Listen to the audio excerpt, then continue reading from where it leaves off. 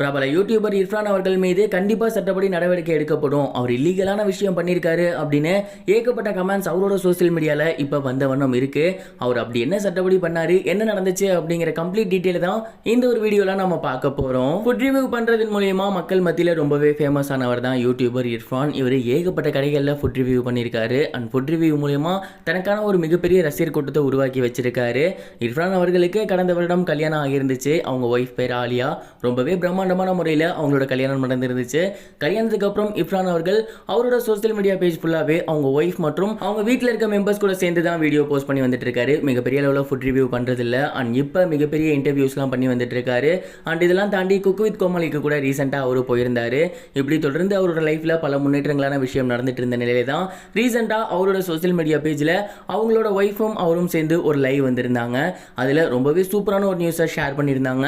அதில் அவங்க என்ன சொல்லியிருந்தாங்க அப்படின்னா, நாங்கள் 2 பேருமே இப்போ ப்ரெக்னெண்ட்டாக இருக்கோம். நாங்கள் 2 பேருமே எங்களுக்கான ஒரு புதிய உதயத்தை பார்த்து வெயிட் பண்ணிட்டு இருக்கோம். எங்களுக்கு ரொம்பவே எக்ஸைட்மெண்ட்டாக இருக்குது அப்படிங்கிற மாதிரி ஷேர் பண்ணியிருந்தாங்க. அதை தொடர்ந்து இர்ஃபான் அவர்கள் ரீசெண்டாக அவரோட சோசியல் மீடியா பேஜில் ஒரு போஸ்டர் ஒன்று ஷேர் பண்ணியிருந்தாரு. அது மட்டும் இல்லாமல் கீழேயே கேப்ஷன் ரொம்பவே எமோஷனலாக போட்டிருந்தாரு. அதில் அவர் என்ன சொல்லியிருந்தாரு அப்படின்னா, இந்த அளவுக்கு எக்ஸைட்மெண்ட்டாக நான் இருந்ததே கிடையாது. புது கார் வாங்கும் போது இல்லை, புது வீடு வாங்கும் போது இல்லை, ஆனால் இப்போ மிகப்பெரிய அளவில் எக்ஸைட்மெண்ட்டாக இருக்கேன். கேர்ள் பாப்பாவுக்கு மேனிஃபெஸ்டிங் பண்ணிட்டு இருக்கோம் அப்படிங்கிற மாதிரி சொல்லியிருந்தாரு. அண்ட் அது மட்டும் இல்லாமல் ஜெண்டர் ரிவீல் இன்சைட் அப்படிங்கிற மாதிரி ஒரு கவரையும் போஸ்ட் பண்ணியிருந்தாரு. இந்த ஒரு போஸ்டரை பார்த்துட்டு தான் எல்லாருமே அவரோட கமெண்ட்ஸில் இது இல்லீகல் அப்படின்னு சொல்லி வந்துட்டு இருக்காங்க. ஏன் அப்படின்னா, பிரெக்னெண்ட்டாக இருக்க லேடிஸ்க்கு பேபி ஜெண்டர் ரிவீல் பண்ணுறது இந்தியாவை பொறுத்தவரை சட்டப்படி குற்றம். அந்த ஒரு காரணத்தை தான் ரசிகர்கள் சொல்லி வந்துட்டு இருக்காங்க. இது வந்து மிகப்பெரிய ஒரு குற்றம். நீங்கள் படிச்சிருக்கீங்க தானே, ஏன் அப்படி பண்ணியிருக்கீங்க?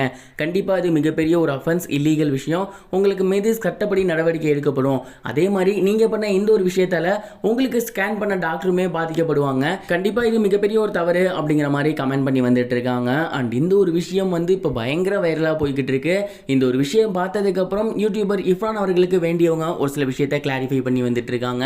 அது என்ன அப்படின்னா, நீங்க சொல்றது எல்லாமே சட்டப்படி கரெக்ட். இந்தியாவை பொறுத்த வரைக்கும் பேபியோட ஜெண்டர் ரிவீல் பண்ணக்கூடாது. அது மிகப்பெரிய தப்பு. இந்தியாவில் மட்டும்தான் அந்த சட்டம் இருக்கு.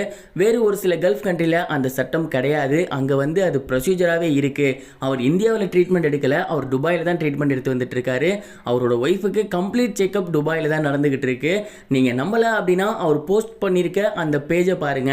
அதுலேயே அந்த கவரில் அந்த ஹாஸ்பிட்டல் எங்கே இருக்கு, அந்த ஹாஸ்பிட்டலோட இடம் எது அப்படிங்கிறது மென்ஷன் பண்ணியிருக்கு. அதில் துபாய்னு தான் போட்டிருக்கு. துபாயில் அது மிக சரியான விஷயம் தான், தவறான விஷயம்லாம் கிடையாது. என்னன்னு அனலைஸ் பண்ணாமலே நீங்கள் தப்பாக பேசாதீங்க அப்படிங்கிற மாதிரி சொல்லி வந்துட்டு இருக்காங்க. இந்த ஒரு விஷயம் இப்போ சோசியல் மீடியாவில் பயங்கர வைரலாக போய்கிட்டு இருக்கு. நீங்கள் இதை பற்றி என்ன நினைக்கிறீங்க? உங்களோட தாட் என்ன? அதை கமெண்ட் பாக்ஸில் ஷேர் பண்ணுங்க. இது வரைக்கும் கனெக்டிங் டிவிக்கு சப்ஸ்கிரைப் பண்ணனா மறக்காம சப்ஸ்கிரைப் பண்ணிக்கங்க. உடனடி அப்டேட்ஸ் பெறுவதற்கு நோட்டிஃபிகேஷன் பெல்லையும் கிளிக் பண்ணிக்கங்க.